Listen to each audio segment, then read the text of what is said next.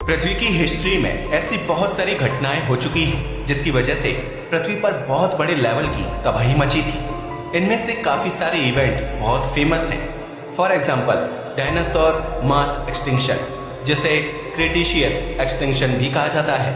यह दुर्घटना आज से करीब 6.6 करोड़ साल पहले हुई थी और इसके एविडेंस को ढूंढने में वैज्ञानिकों को बहुत लंबा समय लगा। लेकिन वैज्ञानिक बताते हैं कि मात्र 42,000 साल पहले भी पृथ्वी पर एक बहुत ही विचित्र तरह की घटना देखने को मिली थी, जिसका कारण वो अभी भी निश्चित रूप से नहीं जानते हैं। उस घटना को लेस चैम्प एक्सकर्शन के नाम से जाना जाता है और आज की इस वीडियो में हम आपको इसी के बारे में बताने वाले हैं।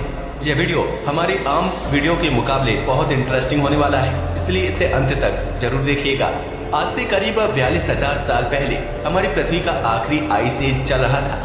आइस एज एक ऐसा समय होता है जब पृथ्वी का तापमान बहुत लंबे समय के लिए बहुत कम हो जाता है। इसके पीछे का पूरा प्रोसेस बहुत ही ज्यादा कॉम्प्लेक्स है, जिसे हम किसी और वीडियो में एक्सप्लेन करेंगे। हमारी पृथ्वी अपनी एक्सिस पर थोड़ा सा झुकी हुई है, जिस वजह से ऐसे फिनोमिना देखने को मिलते हैं। वैज्ञानिक बताते हैं कि इसी आइस एज के दौरान हमारी पृथ्वी के साथ एक और बहुत यूनिक चीज हुई थी, जिसके बारे में ज्यादा लोग नहीं जानते हैं। रिसर्च के द्वारा वैज्ञानिकों ने पता लगाया कि उस समय हमारी पृथ्वी की मैग्नेटिक फील्ड ने अपनी डायरेक्शन को चेंज कर लिया था। पृथ्वी को आप एक बहुत बड़े चुंबक के जैसा समझ सकते हैं, जिसके आसपास एक बहुत ही बड़ी मैग्नेटिक फील्ड मौजूद है। अगर आपको नहीं पता तो बता दूं कि चुंबक में दो पोल्स होते हैं, साउथ पोल और नॉर्थ पोल। चुंबक के नॉर्थ पोल से ही मैग्नेटिक फील्ड बाहर निकलती है और साउथ पोल में जाकर मिल जाती है। मैग्नेटिक फील्ड भी बहुत सारी मैग्नेटिक फील्ड लाइन से बनी होती है, जिनको आप स्क्रीन पर दिखाई जाने वाली तस्वीर में भी देख सकते हैं। इन लाइंस की डायरेक्शन हमेशा ही नॉर्थ से साउथ की दिशा में होती है। ध्यान में रखने वाली बात यह है कि यह लाइंस पूरी तरीके से इमेजिनरी हैं और इन्हें किसी भी तरीके से देखा नहीं जा सकता है। अब शायद आपके दिमाग में ये सवाल आ सकता है कि अगर इन्हें हम देख नहीं सकते तो आखिर वैज्ञानिकों को यह कैसे पता चला कि यह नॉर्थ से साउथ की डायरेक्शन में अलाइंड होती हैं? इसका सीधा सा उत्तर है एक्सपेरिमेंट करके। अगर आप एक चुंबक के आसपास एक आयरन के टुकड़े को रखेंगे तो वह मैग्नेटिक फील्ड लाइंस के हिसाब से अपनी डायरेक्शन को बदल लेगा।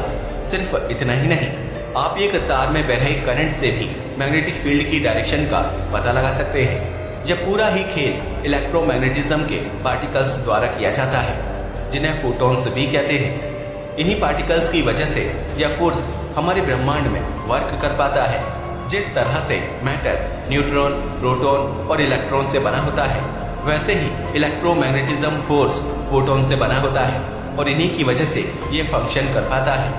प्रकाश के पार्टिकल्स को भी फोटॉन्स कहा जाता है, क्योंकि वह भी इलेक्ट्रोमैग्नेटिक फोर्स का ही एक हिस्सा है। जब इलेक्ट्रोमैग्नेटिक फील्ड में कंपन प्रोड्यूस होता है तो इलेक्ट्रोमैग्नेटिक वेव्स का निर्माण होता है और प्रकाश भी एक इलेक्ट्रोमैग्नेटिक वेव ही है।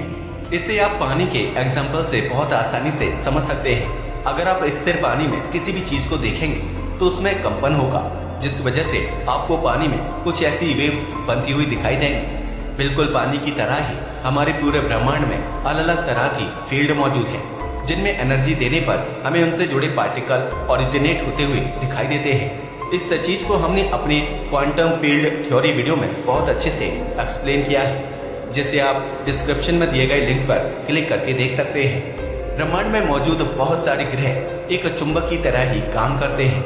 हर ग्रह का एक साउथ पोल और एक नॉर्थ पोल होता है और पृथ्वी के साथ भी कुछ ऐसा ही है।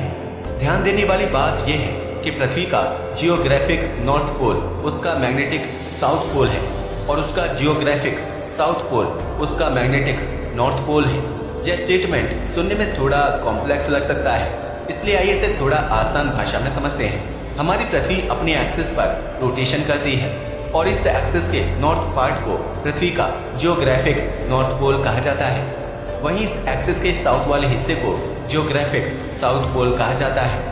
आपने अपनी छोटी क्लासेस में पढ़ा होगा कि दो अपोजिट पोल्स आपस में अट्रैक्ट होते हैं और दो एक जैसे पोल्स आपस में रिपेल करते हैं, यानी एक दूसरे से दूर भागते हैं। अगर आप दो अलग अलग चुंबक को लेकर उनके साउथ पोल्स को एक साथ जोड़ने की कोशिश करेंगे तो आप देखेंगे कि वह अपने आप ही एक दूसरे से दूर भागने लगेंगे। वहीं अगर आप एक मैग्नेट के नॉर्थ पोल और दूसरे मैग्नेट के साउथ पोल को आपस में लाएंगे तो वह तुरंत ही चिपक जाएंगे। कुछ ऐसा ही हमारी पृथ्वी के साथ भी होता है। पृथ्वी में जनरेट होने वाली मैग्नेटिक फील्ड इसे बिल्कुल एक चुंबक जैसा बना देती है। इस मैग्नेटिक फील्ड का नॉर्थ पोल पृथ्वी के जियोग्राफिक साउथ पोल से अट्रैक्टेड होता है और मैग्नेटिक साउथ पोल पृथ्वी के जियोग्राफिक नॉर्थ पोल से अट्रैक्टेड होता है। Origin of magnetic field. हमारी पृथ्वी का इंटीरियर अलग अलग लेयर्स में डिवाइडेड है। इन्हें टेम्परेचर एंड कंपोजिशन के बेसिस पर डिवाइड किया गया है। एक ग्रह में मैग्नेटिक फील्ड कैसे क्रिएट होती है, इसके लिए हमें पृथ्वी की मात्र 2 लेयर्स को स्टडी करना पड़ेगा और वो है outer core and inner core. वैज्ञानिकों द्वारा की गई रिसर्च ये बताती है कि हमारे इनर कोर का तापमान करीब 5500 से 6000 डिग्री सेल्सियस के आसपास रहता है। इनर कोर में इतनी ज्यादा गर्मी होने की वजह से आउटर कोर भी बहुत तेजी से गर्म होने लगता है और उसमें मौजूद मटेरियल्स की डेंसिटी कम होने लगती है। जब भी किसी ऑब्जेक्ट को हीट किया जाता है तो उसमें मौजूद पार्टिकल्स एक दूसरे से दूर होने लगते हैं और उस ऑब्जेक्ट की डेंसिटी कम होने लगती है। खैर, जैसे ही आउटर कोर में मौजूद मटेरियल की डेंसिटी कम होती है वह हल्का हो जाता है और ऊपर की दिशा में बढ़ने लगता है। जैसे जैसे वह मटेरियल ऊपर की ओर उठता है वैसे वैसे उसका तापमान वापस से कम होने लगता है और उसकी डेंसिटी बढ़ने लगती है। ऐसा होने की वजह से वह भारी हो जाता है और आउटर कोर से इनर कोर में चला जाता है। यह प्रोसेस एक कंटिन्यूअस लूप की तरह ऐसे ही चलता रहता है।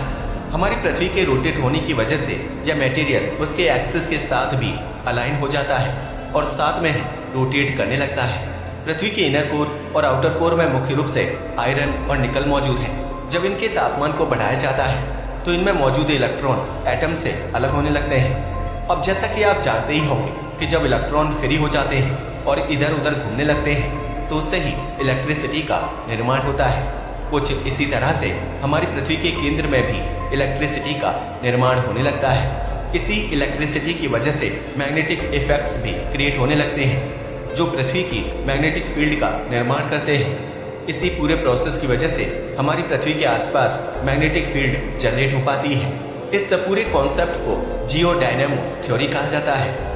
मैग्नेटिक फील्ड होने की वजह से सूर्य से आने वाले हार्मफुल पार्टिकल हमारी पृथ्वी को नुकसान नहीं पहुंचा पाते हैं। सूर्य लगातार अपने अंदर से चार्ज्ड पार्टिकल्स की बारिश करता रहता है जो हर ग्रह के ऊपर अटैक करते हैं। पृथ्वी के पास मैग्नेटिक फील्ड होने की वजह से ये इसको ज्यादा हानि नहीं पहुंचा पाते और मैग्नेटिक फील्ड की वजह से ही डिस्ट्रॉय हो जाते हैं। जब यह पार्टिकल पृथ्वी की मैग्नेटिक फील्ड के साथ कांटेक्ट में आते हैं तो अरोरा की फॉर्मेशन होती है जिसे बहुत सारे देशों से देखा जा सकता है। What exactly happened 42,000 years ago? वैज्ञानिक बताते हैं कि इस मैग्नेटिक फील्ड में आज से करीब 42,000 साल पहले एक बहुत ही विचित्र चेंज को देखा गया था। उनके मुताबिक पृथ्वी की मैग्नेटिक फील्ड करीब 800 सालों के लिए पूरी तरीके से उल्टी हो गई थी, यानी उसने अपनी दिशा को चेंज कर लिया था। सिर्फ इतना ही नहीं, ऐसा होने की वजह से मैग्नेटिक फील्ड की स्ट्रेंथ आज के मुकाबले मात्र 0 से 6% ही रह गई थी।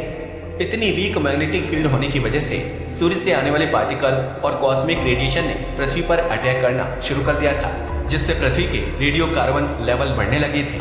आपको जानकर हैरानी होगी कि इन लेवल्स को ट्रैक करने के लिए वैज्ञानिकों ने किसी हाई-फाई इंस्ट्रूमेंट नहीं बल्कि न्यूजीलैंड में मौजूद कुछ पेड़ों का इस्तेमाल किया था।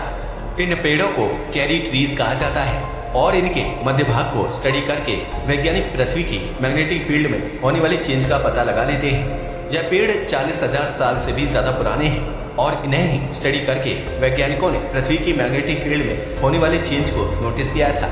इस मैग्नेटिक फील्ड रिवर्सल के इंसिडेंट को वैज्ञानिक लेस चैम्प एक्सकर्शन के नाम से बुलाते हैं। वैज्ञानिक बताते हैं कि मैग्नेटिक फील्ड के अचानक से इतने वीक हो जाने की वजह से आसमान में बहुत ब्राइट अरोराज दिखाई देने लगे होंगे। शायद उस समय के इंसानों के लिए ये एक बहुत ही डरावनी घटना थी, जिस वजह से उन्होंने गुफाओं के अंदर ज्यादा समय बिताना शुरू कर दिया था।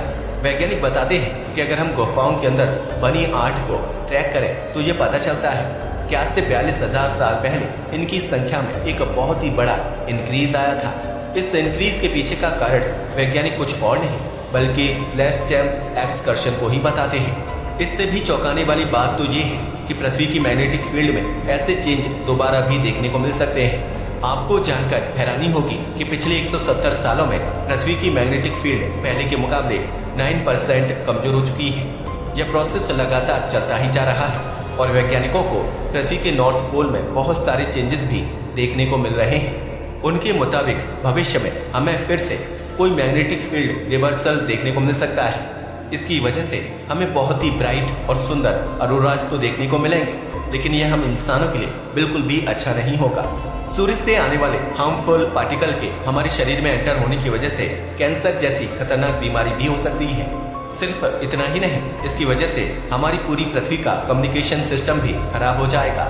आज पूरा कम्युनिकेशन सिस्टम रेडियो वेव्स पर निर्भर है और मैग्नेटिक फील्ड के चेंज होने की वजह से रेडियो वेव्स पर एक बहुत बड़ा इफेक्ट देखने को मिलेगा।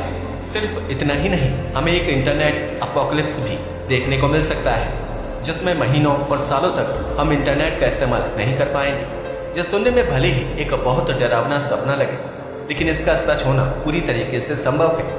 आज भी वैज्ञानिक यह क्लियर रूप से नहीं समझ पाए हैं कि 42,000 साल पहले पृथ्वी की मैग्नेटिक फील्ड में अचानक से इतना बड़ा चेंज क्यों आया था।